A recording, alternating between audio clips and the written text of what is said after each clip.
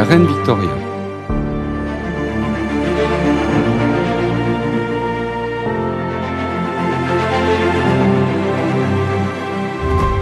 Bonjour à tous. Elle est bien plus qu'un simple personnage historique, elle est devenue un symbole. Une reine qui incarne la puissance, la morale et les valeurs de son temps. Une femme qui a su s'imposer dans un monde d'hommes. Son règne de 63 ans a marqué une époque entière, transformant le Royaume-Uni en la première puissance mondiale à la tête d'un empire sur lequel le soleil ne se couche jamais. Mais derrière cette figure imposante se cache une femme aux multiples facettes, une souveraine moderne, une mère dévouée et une femme profondément marquée par l'amour et le deuil. Comment cette jeune fille de 18 ans, pourtant isolée et surveillée, a-t-elle su imposer son autorité ? Comment a-t-elle transformé une monarchie vieillissante en une institution qui dure encore aujourd'hui ? Et surtout, pourquoi son règne reste-t-il un tournant majeur dans l'histoire ? Aujourd'hui, partons à la rencontre de la reine Victoria. Pour comprendre l'arrivée au pouvoir de Victoria, il faut remonter à la mort de la princesse Charlotte en 1817. Elle était l'héritière du trône, mais surtout elle était fille unique. Sa disparition déclenche donc une véritable course à la succession entre ses oncles, tous pressés de se marier pour produire un héritier. Et à cette course, c'est le duc de Kent, le 4e fils de George III, qui gagne. C'est lui qui a le premier enfant, une princesse, Alexandrina Victoria, qui naît le 24 mai 1819. Alors attention, Victoria n'est que 5e dans l'ordre de succession, après son père et après les 3 frères de celui-ci. Mais elle ne cesse de se rapprocher du trône par la suite. Son père meurt l'année suivant sa naissance, en 1820.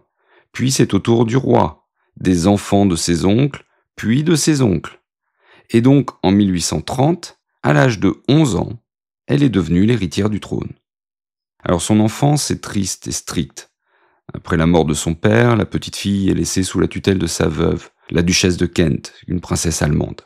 Victoria grandit isolée au palais de Kensington, sous le contrôle de sa mère et de son conseiller Sir John Conroy. Et la jeune princesse n'a presque aucun contact avec d'autres enfants, avec la cour et même avec le monde extérieur. Elle dort même dans la chambre de sa mère jusqu'à son accession au trône. Mais cette éducation stricte forge aussi son caractère. Victoria développe une volonté de faire et un sens aigu du devoir. Elle étudie l'histoire, les langues, la musique. Elle apprend surtout qu'elle sera un jour reine d'Angleterre. Je devais avoir autour de 11 ans lorsque j'appris que j'étais plus proche de la couronne que je ne l'aurais cru. Je compris alors que mon chemin allait être tracé par d'autres. Le 20 juin 1837, à 6h du matin, on réveille la princesse Victoria pour lui annoncer la mort de son oncle, le roi Guillaume IV. À 18 ans, elle devient reine du Royaume-Uni de Grande-Bretagne et d'Irlande. Son premier acte ? Déménager de Kensington à Buckingham Palace, s'éloignant ainsi de l'emprise de sa mère. Et d'ailleurs, elle affirme immédiatement son autorité en refusant que sa mère ou Conroy ait un quelconque rôle officiel. La jeune reine s'appuie dorénavant sur Lord Melbourne, son premier ministre qui devient aussi son mentor politique. Elle préside son premier conseil des ministres avec un aplomb qui impressionne tous les participants. Mais Victoria doit aussi trouver un mari. Qui sera-t-il ? Un choix de raison ou un mariage d'amour ? Son choix se porte alors sur son cousin germain, le prince Albert de Saxe-Cobourg-Gotha. Et le mariage a lieu en 1840.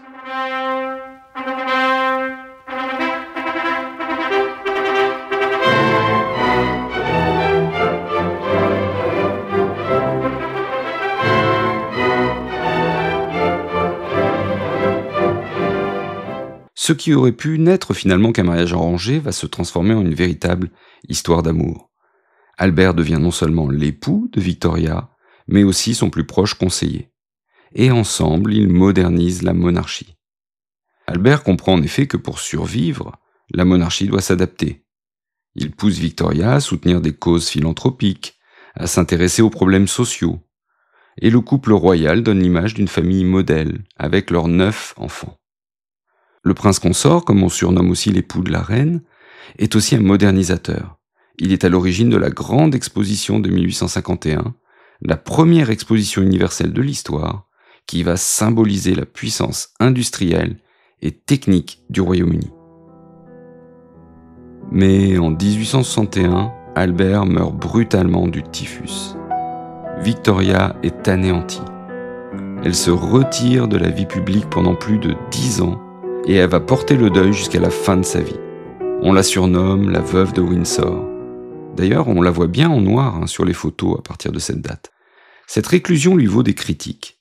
Le républicanisme gagne du terrain. Pourtant, et paradoxalement, c'est pendant cette période que la monarchie gagne en popularité. Car si Victoria règne moins, elle gouverne toujours. Elle continue à lire, à annoter tous les documents officiels, à correspondre avec ses ministres. Elle suit de près la politique de l'Empire en pleine expansion.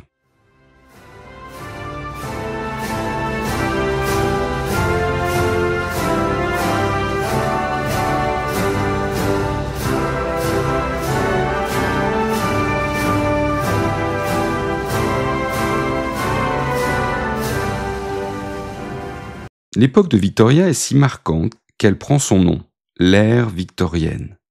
Une période qui voit le Royaume-Uni dominer le monde, non seulement par sa puissance militaire et économique, mais aussi par sa culture et ses valeurs. Alors, c'est d'abord la révolution industrielle à son apogée. Les usines tournent à plein régime, les chemins de fer relient le pays, la marine britannique règne sur les mers. Britannia rules the waves, comme on dit à l'époque. Londres devient la plus grande ville du monde, le centre névralgique d'un empire mondial. Mais c'est aussi une période de contrastes saisissants. D'un côté, une bourgeoisie enrichie, qui affiche sa respectabilité, qui cultive des valeurs strictes, le travail, la discipline, la piété, la pudeur. D'ailleurs, la morale victorienne, qui est celle de la bourgeoisie, impose des codes très stricts. Le vocabulaire victorien est un festival d'euphémismes. Le mot pantalon, par exemple, on ne doit pas le dire, il est jugé trop cru. Une femme n'est jamais enceinte, elle est dans une situation intéressante, ou en état de bonne espérance. Le mot transpirer est interdit. En fait, tout ce qui montre le corps, ou se rattache au corps, et donc à la sexualité, est caché. Même les objets les plus ordinaires sont rebaptisés par pudeur. La poitrine d'un poulet devient la partie blanche. Les cuisses sont la partie sombre. Ça, c'est pour la bourgeoisie. La catégorie sociale qui profite du développement économique et de l'industrialisation du pays. C'est ce visage respectable que la bourgeoisie victorienne aime montrer au monde. Mais derrière cette façade de respectabilité se cache une autre réalité bien plus sombre.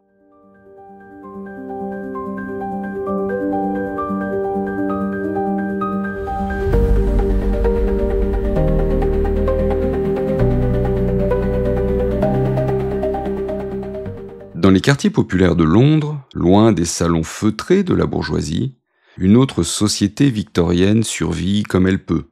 C'est celle que nous décrit Charles Dickens dans ses romans comme Oliver Twist ou Les Grandes Espérances. Celle de la classe ouvrière qui s'entasse dans des taudis insalubres. Celle du travail des enfants. La prostitution est endémique, les maisons closes fleurissent, l'usage d'opium se répand.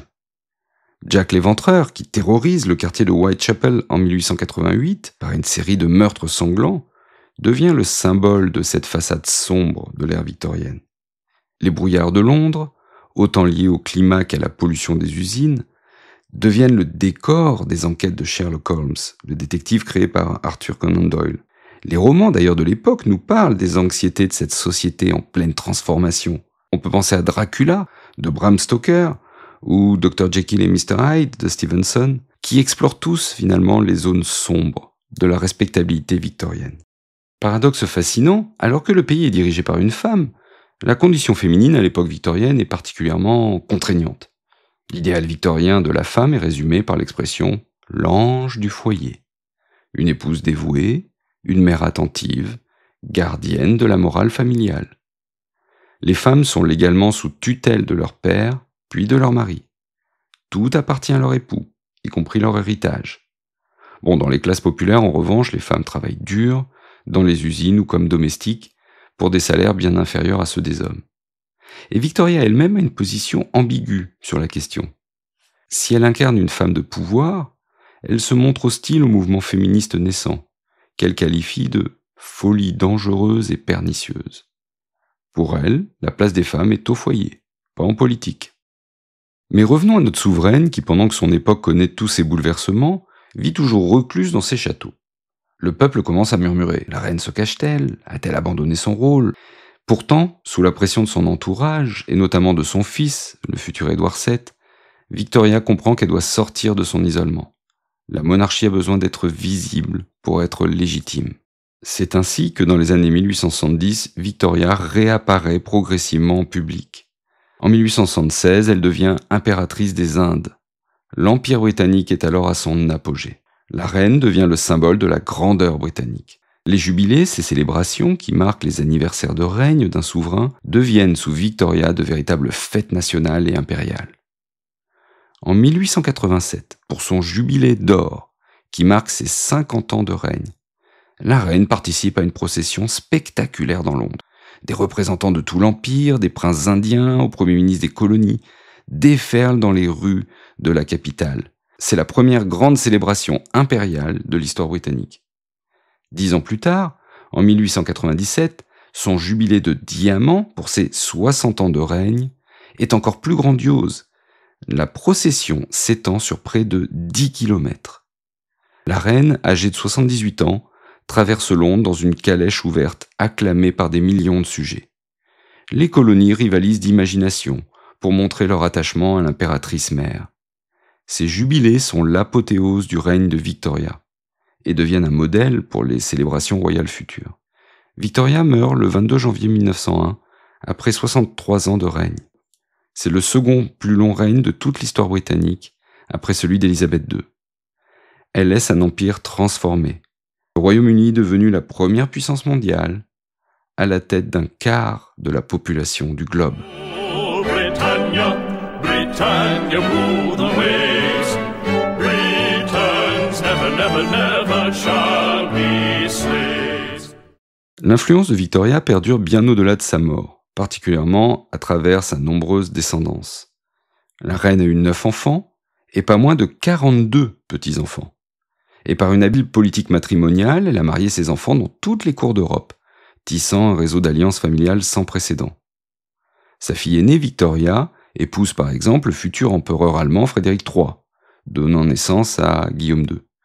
Son fils Édouard VII devient roi du Royaume-Uni.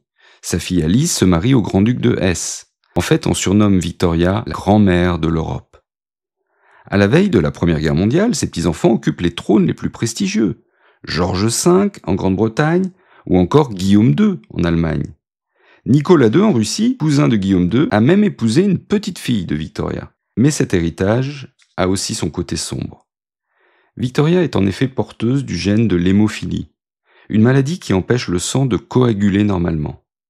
Elle transmet ce gène à certains de ses enfants, qui le transmettent à leur tour dans les familles royales européennes.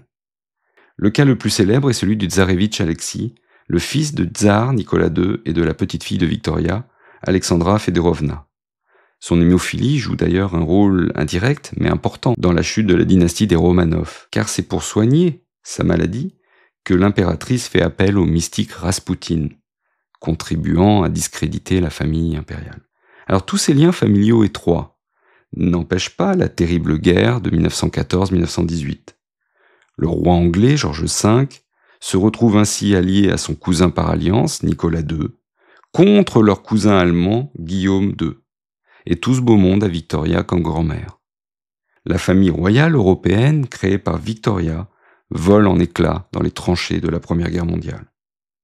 Mais les valeurs victoriennes, le travail, le devoir, la morale, ont profondément marqué la société britannique. Certains diraient même qu'elles persistent encore aujourd'hui. À la mort de Victoria, une époque s'achève, le XIXe siècle, qui a vu la domination britannique. Au XXe siècle, s'affirment de nouvelles puissances. Mais c'est une autre histoire.